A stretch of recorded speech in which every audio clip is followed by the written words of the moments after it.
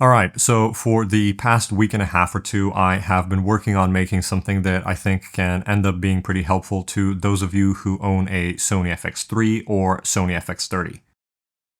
A while back, Sony announced that they're going to be releasing a firmware update at some point this year that's going to include shutter angle, which is a feature that a lot of people have been asking for. But something else I have heard people asking for, which those cameras still don't have, is false color.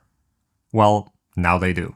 So I sat down and I made my own false color LUT that you can import into your FX3 or FX30, and it's actually two LUTs, but I'll talk about that in a second. These LUTs are specifically meant for use with S-Log3, S-Gamma3.Cine. I made sure to use the false color values and transform settings that specifically match those color settings, but technically that means that you can use them in other cameras that can also shoot in that color profile and also let you import your own LUTs into them. So link to those will be in the description and you can download them for free, but you've also got the option to pay what you want in case you want to support me and you want to drop a few bucks for the time that I spent making and testing these. So if you actually decide to pay something for these, I would really appreciate it. Okay, so first I want to show you how to actually load them into your camera, and then I can talk about why I actually made these in the first place and also why there's two versions of them. So get yourself an SD card and make sure that it's got these folders in it. If you have formatted it in your camera recently, these should already be there. If not, create them and make sure that they are named exactly like this. Then once you've downloaded the LUTs, you can go into Private, Sony, Pro, LUT, and then you can drop them in here. Then on your camera, you go into the Menu, Exposure and Color tab, Color and Tone, and Manage User LUTs. Then click Import and Edit. Choose which position you want them to be in, select the card that you just put them on, and import each of them. Now to actually use these, you go into the menu again, Exposure and Color, Color and Tone, and then select LUT. Or a better option is making one of the tiles in your function menu to be the Select LUT setting, and you can turn them on and off that way. Now the reason I made these is because typically when I shoot stuff for clients, I'll have an external monitor with me that I can hook up to the camera. And I can just use the built-in false colors on that to monitor what my exposure is looking like. But I don't always have an external monitor with me. There have been times when it would have been pretty useful to have false colors in the camera itself, just so that I have one more exposure tool to double check that everything is how it should be. And one more reason is that even though my external monitor has false color built in, it's just a generic false color scale. So that means that the monitor doesn't actually know what sort of log signal is coming into it. And most of the time that won't be an issue, but occasionally it could be. It's rare, but I have had situations when something will look like it's not clipping on the monitor, but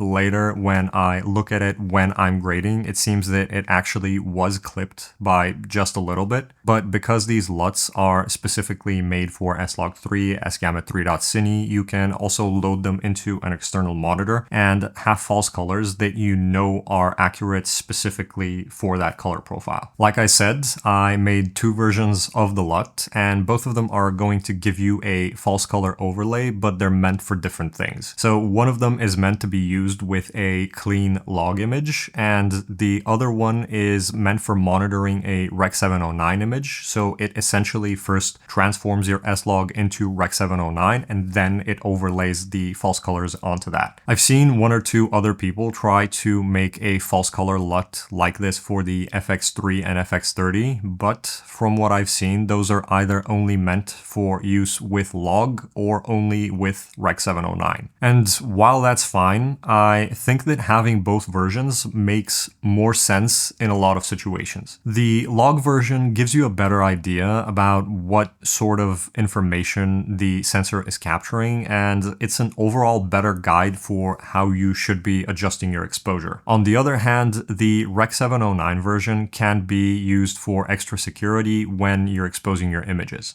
Because Rec 709 captures less dynamic range than any log profile, you lose information with it earlier. That means that if you make sure you're not clipping any information on the Rec 709 false color, you're also not going to be clipping any information in log. Beyond just those, there are a few other reasons why you might want to monitor false color on log versus on Rec 709, or the other way around, but I don't want to make this video too complicated. So I will be making a follow-up to this where I'll go a bit more in depth about when it makes sense to use either. So you should stick around for that because I think that it's going to be a useful one. Until then, if you already know what false colors are all about, feel free to download these, try them out, and let me know what you think. Also, drop any questions that you have in the comments, and I'll do my best to get back to you. So yeah, hope these end up being helpful, and